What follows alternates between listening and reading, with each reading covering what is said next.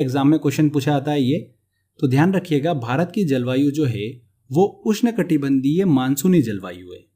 अब उष्णकटिबंधीय मानसूनी जलवायु का मतलब क्या है इस चीज को समझ लो। एक एक वर्ड को हम देखते हैं। सबसे पहले बात करते हैं उष्णकटिबंधीय का यहाँ पर क्या मतलब है। उष्णकटिबंधीय का मतलब यहाँ पर यह है, आपको भारत की स्थिति पता है ग्लोब में, भारत का अधिकतम भाग उष्णकटिबंधीय क्षेत्र में पड़ता है। ग्लोब पर जो उष्णकटिबंधीय क्षेत्र है वो कहां से कहां तक है, कर्क रेखा और मकर रेखा के बीच का क्षेत्र क्या कहलाता है, उष्णकटिबंधीय क्षेत्र कहलाता है। और भारत के देखिए बीचों बीच से होकर जाती है कर्क रेखा, हमको पता ही है। तो मतलब देखिए भारत का अधिकांश भाग जो है वो कहां पर आ रहा है, उष्णकटिबंधीय क्षेत्र में आ रहा है। इसीलिए यहां पर देखिए उष्णकटिबंधीय वर्ड यूज किया गया। अब देखिए सेकेंड वर्ड है मानसूनी। इस शब्द की उत्पत्ति हुई अरबी भाषा के शब्द से। अरबी भाषा का एक शब्द है मौसिम। मौसिम का देखिए अर्थ क्या होता है, हवाओं की दिशा का ऋतुओं मतलब सीजन के साथ बदल जाना, ये इसका मतलब होता है। तो भारत की जलवायु की बात करें तो यहाँ पर देखिए जैसे जैसे सीजन चेंज होता है, ऋतु चेंज होती है, हवा की डायरेक्शन जो है वो बदल जाती है। इसीलिए यहाँ पर देखिए भारत की जलवायु को मानसूनी जलवायु कहा गया। ये भी एग्जाम में क्वेश्चन पूछा जाता है। तो समझ में आया आपको, उष्णकटिबंधीय मानसूनी जलवायु है भारत की। आगे देखिए फ्रेंड्स, किसी भी स्थान या देश की जलवायु जो होती है, क्लाइमेट जो होता है, वो बहुत सारी चीजों पर डिपेंड करता है। उस स्थान की समुद्र से दूरी कितनी है, वो स्थान किस अक्षांश मतलब लैटिट्यूड पर स्थित है, उस स्थान की ऊंचाई क्या है, वहां पर पहाड़ों की स्थिति कैसी है। तो बहुत सारे पैरामीटर्स होते हैं, उसके कारण डिपेंड करता है कि उस स्थान की जलवायु कैसी है। अब देखिए यहीं से एसएससी में क्वेश्चन पूछ लिया था कि शिमला और अमृतसर एक ही अक्षांश मतलब एक ही लैटिट्यूड पर स्थित है, तो उनकी जलवायु में डिफरेंस क्यों आता है। तो क्यों आता है डिफरेंस, क्योंकि देखिए उनके बीच में ऊंचाई का डिफरेंस है। शिमला जो है वो अधिक ऊंचाई पर स्थित है और अमृतसर कम ऊंचाई पर स्थित है। इसी वजह से देखिए वहां की जलवायु में डिफरेंस देखने को मिल जाता है। तो समझ में आया आपको किन किन पैरामीटर्स पे देखिए डिपेंड करती है उस स्थान की जलवायु, ये क्लियर कर लिया हमने। आगे बात करते हैं फ्रेंड्स, हमने बोला कि भारत की जलवायु कैसी है, उष्णकटिबंधीय मानसूनी जलवायु है। तो भारत में मानसून की उत्पत्ति कैसे होती है इसको समझ लेते हैं। भारत में देखिए मानसून की उत्पत्ति यहां पर टेम्परेचर के बढ़ने और घटने से होती है, जिसे टिपिकल लैंग्वेज में कहा जाता है मानसून की उत्पत्ति का तापीय सिद्धांत। ओके, तो हम देखिए मानसून की उत्पत्ति का तापीय सिद्धांत ही डिस्कस करने वाले हैं पूरा।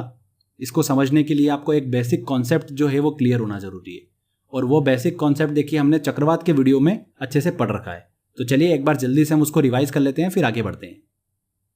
देखिए मैंने आपको बताया था कि टेम्परेचर और प्रेशर में क्या रिलेशन होता है, इनवर्स रिलेशन होता है। मतलब जब भी टेम्परेचर बढ़ेगा प्रेशर कम होता है, प्रेशर बढ़ेगा तो टेम्परेचर कम होगा। और मैंने एयर का एक कॉन्सेप्ट बताया था आपको कि एयर जो होती है, हवा जो होती है, वो हमेशा हाई प्रेशर से लो प्रेशर की ओर गति करती है। जहां पर भी वातावरण में लो प्रेशर एरिया डेवलप होगा, हवा जो है वो हाई प्रेशर से लो प्रेशर की ओर गति करने लग जाती है। क्लियर। तो ये देखिए कॉन्सेप्ट बहुत ही इंपॉर्टेंट है, पूरे लेक्चर में यूज होने वाला है। तो आई होप आपको क्लियर हो गया होगा। अब देखिए फ्रेंड्स, होता क्या है, जब भारत में ग्रीष्म ऋतु आती है, समर सीजन आता है, उस समय देखिए क्या होता है, सूर्य जो होता है वो उत्तरी गोलार्ध में आ जाता है, मतलब कर्क रेखा के लंबवत होता है, जिसके कारण भारत के उत्तर पश्चिम भाग में तापमान जो है, टेम्परेचर जो है वो बढ़ जाता है। मतलब पश्चिमी राजस्थान वाला हिस्सा और पूर्वी पाकिस्तान वाला जो हिस्सा है, यहां पर देखिए बहुत ज्यादा टेम्परेचर जो है वो बढ़ जाता है। अब यहां पर देखिए टेम्परेचर अगर बढ़ेगा तो मतलब प्रेशर यहां पर कम हो जाता है। इसीलिए यहां पर देखिए निम्न दाब मतलब एक लो प्रेशर एरिया जो है वो डेवलप हो जाता है। अब इसके विपरीत हिंद महासागर की बात करें तो वहां पर देखिए तापमान जो है वो कम होता है, और अगर तापमान मतलब टेम्परेचर अगर वहां पर कम है मतलब प्रेशर ज्यादा है। और मैंने आपको फ्रेंड्स बताया था हवा जो होती है वो हमेशा हाई प्रेशर से लो प्रेशर की ओर गति करती है। इसीलिए दक्षिण गोलार्ध की पवनें जो हैं, मतलब हाई प्रेशर वहां पर एरिया बना हुआ है, तो वहां की पवनें लो प्रेशर एरिया की तरफ चलने लग जाती हैं, मतलब भारत के स्थल भाग की तरफ आगे बढ़ने लग जाती है। चूंकि देखिए समुद्र के ऊपर से होकर आ रही होती है, तो ये साथ में जलवाष्प मतलब पानी की मात्रा भी लेकर आती है।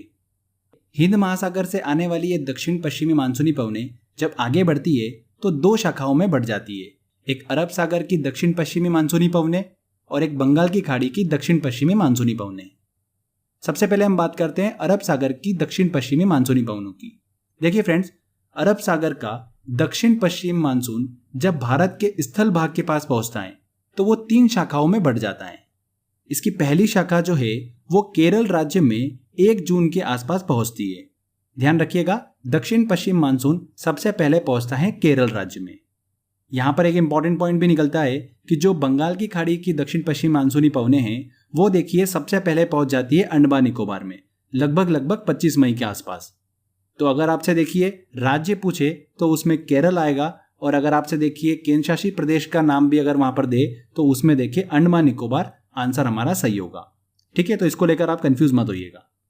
तो हम बात कर रहे थे अरब सागर की तरफ से आने वाला देखिए दक्षिण पश्चिमी मानसूनी पवनें सबसे पहले कहां पर पहुंची, केरल राज्य में पहुंची। ठीक है, 1 जून के आसपास।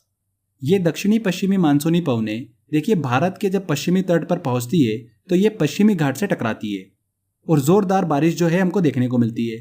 पहाड़ों की देखिए अत्यधिक ऊंचाई के कारण पश्चिमी घाट की जो पूर्वी ढलान है वहां पर देखिए हमको वर्षा कम देखने को मिलती है। क्यों? क्योंकि देखिए पश्चिमी घाट पर पहाड़ों की जो ऊंचाई है वो देखिए तकरीबन अगर हम एवरेज बात करें तो लगभग है कितना, 1500 से 2000 मीटर। और जब ये पवनें पश्चिमी घाट तक पहुंचती है तो 1200 मीटर की ऊंचाई तक पहुंचते पहुंचते ठंडी हो जाती है और बारिश कर देती है।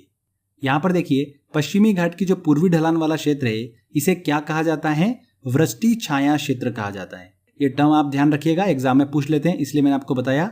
वृष्टि छाया क्षेत्र में देखिए तमिलनाडु, कर्नाटक और आंध्र प्रदेश स्थित होता है, इसीलिए यहाँ पर दक्षिण पश्चिम मानसून का प्रभाव नहीं देखने को मिलता है।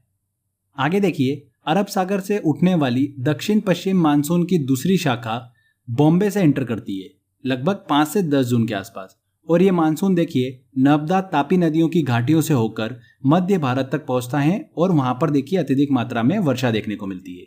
ये मानसून जो है फ्रेंड्स ध्यान रखिएगा छत्तीसगढ़ के बेसिन क्षेत्र को छूते हुए निकल जाता है, मतलब वहां पर उतनी अधिक मात्रा में वर्षा नहीं होती है। कहां पर? छत्तीसगढ़ के बेसिन क्षेत्र में। छत्तीसगढ़ का पश्चिमी भाग जो है वो देखिए इससे प्रभावित होता है, वहां पर अत्यधिक मात्रा में वर्षा देखने को मिलती है, पर छत्तीसगढ़ के बेसिन क्षेत्र में अत्यधिक मात्रा जो है वो नहीं देखने को मिलती है। तो ये क्वेश्चन देखिए एग्जाम में पूछा गया था, इसलिए ध्यान रखिएगा। इसके बाद बात करते हैं अरब सागर से उठने वाली दक्षिण पश्चिमी मानसून की तीसरी शाखा की। तो ये देखिए गुजरात के सौराष्ट्र से एंटर करती है भारत में और अरावली के सहारे आगे बढ़ती है। राजस्थान में देखिए कम मात्रा में वर्षा देखने को मिलती है इसमें। जैसे ही ये पंजाब पहुंचती है तो बंगाल की खाड़ी से आने वाली जो मानसूनी हवाएं हैं ये अरब सागर से आ रही थी, उधर से देखिए बंगाल की खाड़ी से आने वाली जो मानसूनी हवाएं हैं उनके साथ में मिलकर पश्चिमी हिमालय में वर्षा उत्पन्न करती है। तो समझ में आया आपको? ये 3 शाखा हमने डिस्कस करी। ये दक्षिण पश्चिम मानसून जो है भारत में देखिए 92% वर्षा जो है वो उत्पन्न करता है। आगे देखिए फ्रेंड्स हम बात करते हैं बंगाल की खाड़ी की मानसूनी पवनें की। तो जो दक्षिण पश्चिम मानसून की बंगाल की खाड़ी में मानसूनी पवनें पहुंचती है वो बंगाल की खाड़ी से देखिए आगे बढ़ते हुए म्यांमार तट और बांग्लादेश के कुछ भाग से टकराती है। पर यह मानसूनी पवनें जो है म्यांमार तट पर स्थित अराकन की पहाड़ियों से टकराकर देखिए 2 शाखाओं में बढ़ जाती है। इसकी पहली बड़ी शाखा जो है वो देखिए पश्चिम बंगाल और बांग्लादेश में दक्षिण पूर्व से एंटर करती है और आगे बढ़ते हुए गंगा के मैदान, पंजाब के मैदान तक पहुंचती है और वहां पर देखिए वर्षा जो है वो देखने को मिलती है। और इसकी दूसरी शाखा जो है उत्तर पूर्व में ब्रह्मपुत्र घाटी में जाकर वर्षा उत्पन्न करती है। इसमें देखिए मेघालय में गारो पर्वत शिखर पर स्थित मौसिनराम में अत्यधिक वर्षा देखने को मिलती है।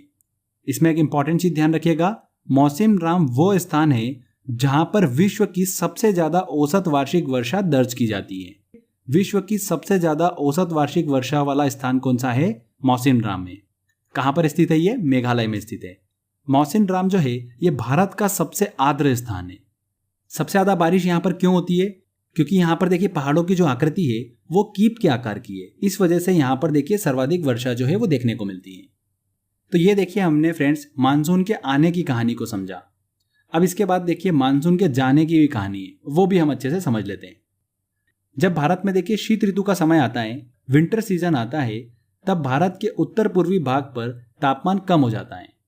अगर तापमान कम हो रहा है मतलब यहाँ पर हाई प्रेशर एरिया डेवलप हो गया। और इसी के विपरीत देखिए विंटर सीजन में सूर्य जो होता है वो दक्षिणी गोलार्ध में स्थित होता है, मकर रेखा के बिल्कुल लंबवत होता है। तो हिंद महासागर में देखिए मकर रेखा के ऊपर स्थित होने के कारण वहां पर तापमान जो है वो बढ़ जाता है। वहां पर तापमान अगर बढ़ रहा है तो प्रेशर जो है वो लो हो जाता है, वहां पर लो प्रेशर एरिया डेवलप हो जाता है। तो मैंने आपको बताया था हवा जो होती है वो हाई प्रेशर से लो प्रेशर की ओर गति करने लग जाती है। तो यहाँ पर देखिए उत्तर पूर्व से पवनें जो है वो हिंद महासागर की तरफ चलने लग जाती है। तो यहाँ पर शुरुआत होती है उत्तर पूर्व मानसून की। देखिए इसका मैक्सिमम भाग जो है उत्तर पूर्व मानसून का वो स्थल से होकर जाता है, पर उत्तर पूर्व का कुछ भाग जो है वो बंगाल की खाड़ी से होकर जाता है। बंगाल की खाड़ी से देखिए जब ये होकर जाता है तो जलवाष्प की कुछ मात्रा ग्रहण कर लेता है, जिसके कारण अक्टूबर नवंबर में देखिए आंध्र प्रदेश के कुछ भाग में और नवंबर दिसंबर में देखिए तमिलनाडु में सर्वाधिक वर्षा जो है वो देखने को मिलती है। इसमें देखिए उत्तर पूर्व मानसून की 50 to 60% वर्षा जो होती है वो सिर्फ तमिलनाडु में ही देखने को मिलती है। तो उत्तर पूर्व मानसून से देखिए तमिलनाडु में वर्षा होती है। वेरी वेरी इंपॉर्टेंट पॉइंट है, एग्जाम में देखिए बहुत बार क्वेश्चन पूछा जाता है, तो ध्यान रखिएगा। आगे देखिए एक फैक्ट को हम डिस्कस करते हैं कि तमिलनाडु वर्षा ऋतु में शुष्क क्यों रहता है। उसके दो कारण हैं। पहला कारण क्या है, तमिलनाडु दक्षिण पश्चिम मानसून की अरब सागर वाली जो शाखा है उसके वृष्टि छाया क्षेत्र में स्थित है। वृष्टि छाया क्षेत्र मैंने आपको पहले ही बता दिया था। और सेकंड कारण क्या है, तमिलनाडु का तट जो है ये देखिए बंगाल की खाड़ी की जो मानसूनी पवनें हैं उसके समानांतर है। इस वजह से देखिए ये वर्षा ऋतु में शुष्क रहता है। ये दो इंपॉर्टेंट कारण है, देखिए एग्जाम में यहाँ से क्वेश्चन बन सकता है, इसलिए ध्यान रखिएगा। आगे देखिए फ्रेंड्स, आपने देखा होगा कि शीत ऋतु में भारत के उत्तर पश्चिम भाग पर वर्षा और बर्फबारी मतलब हिमपात देखने को मिलता है। तो ऐसा क्यों होता है, इसका कारण हम समझ लेते हैं। तो शीत ऋतु में भारत के उत्तर पश्चिमी भाग पर वर्षा और बर्फबारी हमको देखने को मिलती है पश्चिमी विक्षोभ के कारण, वेस्टर्न डिस्टर्बेंस के कारण। वेस्टर्न डिस्टर्बेंस क्या होता है इसको समझिए। देखिए ये भारत के शीत ऋतु में उत्तर पश्चिम भाग में आने वाला एक तूफान है जो कि भूमध्य सागर और अंध महासागर से नमी प्राप्त कर कर उठता है और भारत के उत्तर पश्चिम भाग में पंजाब वाले क्षेत्र में वर्षा करता है और जम्मू कश्मीर, उत्तराखंड और हिमाचल क्षेत्र में बर्फबारी उत्पन्न करता है। समझ में आया आपको? वेस्टर्न डिस्टर्बेंस जो है ये एक प्रकार का तूफान है जो कि कहाँ से उत्पन्न होता है, भूमध्य सागर, अंध महासागर से उत्पन्न होता है और देखिए भारत के उत्तर पश्चिमी भाग पर आकर वर्षा और बर्फबारी उत्पन्न करता है। तो ये भी देखिए काफी इंपॉर्टेंट है, यहाँ से क्वेश्चन पूछा जाता है। अच्छा, ये जो पश्चिमी विक्षोभ है मतलब वेस्टर्न डिस्टर्बेंस है, ये देखिए गेहूं की फसल के लिए बहुत ही ज्यादा महत्वपूर्ण होता है। गेहूं की फसल जो है ये कौन सी फसल है, रबी की फसल है। रबी की फसलें जो है वो कम तापमान में बोई जाती हैं। कौन कौन सी फसलें होती है रबी की, जैसे कि गेहूं, मटर, सरसों, चना, ये सभी देखिए रबी की फसल होती है। इसकी अगर विपरीत हम बात करें तो मानसूनी वर्षा के समय में खरीफ की फसल बोई जाती है। खरीफ की फसलें कौन कौन सी होती हैं, चावल, बाजरा, मूंगफली,